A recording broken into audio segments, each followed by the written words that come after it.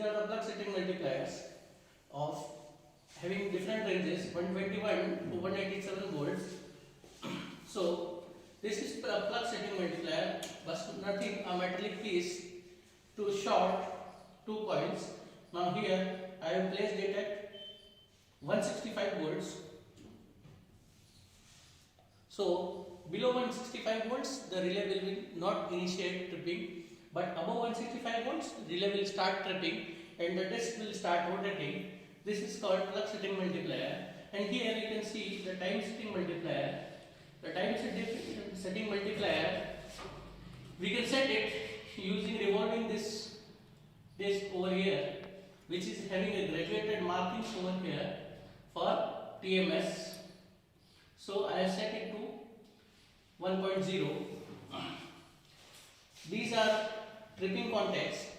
So when the relay gives a trip signal, these two contacts attach to each other for a moment and gives a trip signal to the breaker circuit.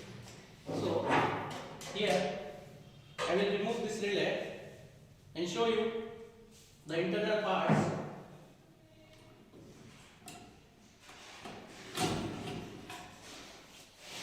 This is our relay from inside. This is the main coil. This is the rotating disc. This is the setting for time setting multiplier. Over here, this is plug setting multiplier, and these are tripping contacts.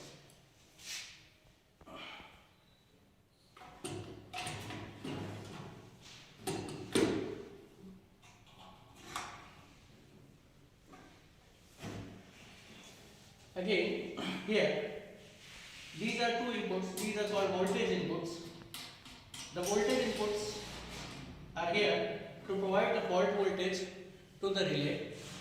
These 2 points are connected to the 9 and 10 respectively in the relay, and here these are the relay trip contacts which are connected to 3 and 4 respectively in the relay.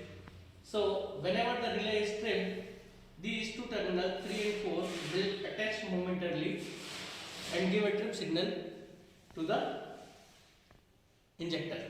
Now here, as we have seen in current overcurrent relay, there was a current injector box.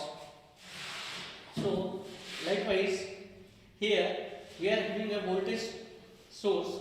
This would be a voltage injector, and this voltmeter will show you the injected voltage, whatever injected voltages you have injected in the relay.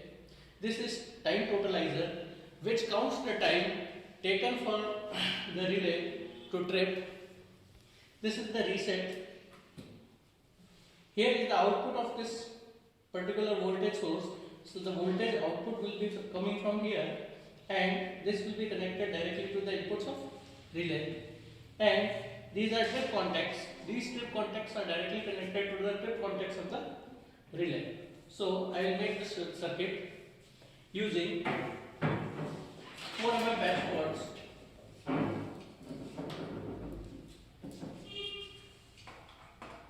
See, the output of current, the voltage injector is directly injected to the relay in the input terminals, and the trip circuit is connected to the trip contacts like this.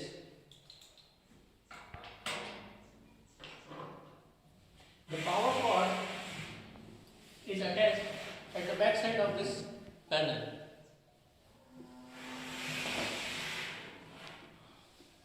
So this is the main start switch over here. We'll put it to the one side. We'll ensure that our voltage is at 0 position. Now we have selected 165 as our set voltage, so the relay will trip above 165 volts only. So what I will do is I will increase it up to 3/4 of this maximum capacity and push this reset to make the current totalizer at 0 position. Now I will start. We will see here the voltage injected is 179.5 volts and the set voltage is 165 volts and the relay has started tripping. The relay is tripping very slowly. The disc is rotating very slowly inside, as we can see here. And when this disc will complete its rotation, it will provide a trip signal, and you can see the relay is tripped, and the time taken from the fault voltage injection to the tripping is 31.1 seconds, which is less into this time totalizer. Now for the next reading, what we have to do is we have to increase this voltage slightly, put the time totalizer to 0. Initially we have put 180 volts. Now I have increased the voltage. I have put 190 volts.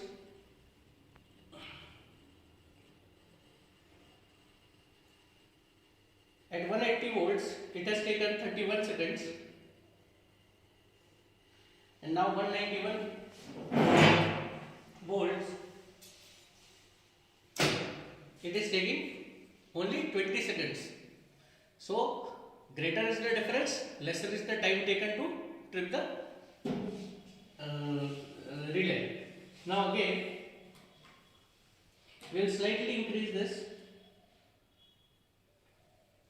Put the timer reset to 00 and again start the sequence. Now I have put 203.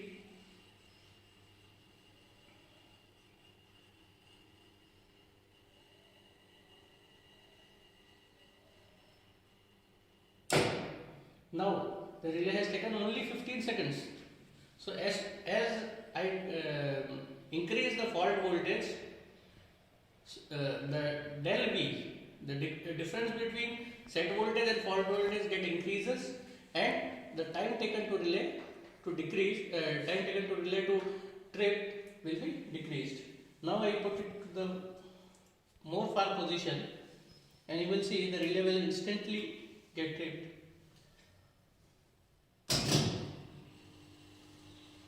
Now 240 volts I have taken, and you will see in 7 seconds it has got tripped. So this is how we have to take 5 to 7 readings with increasing the voltage, and note the time taken and tabulate the readings in a chart. We have given in manual also the chart.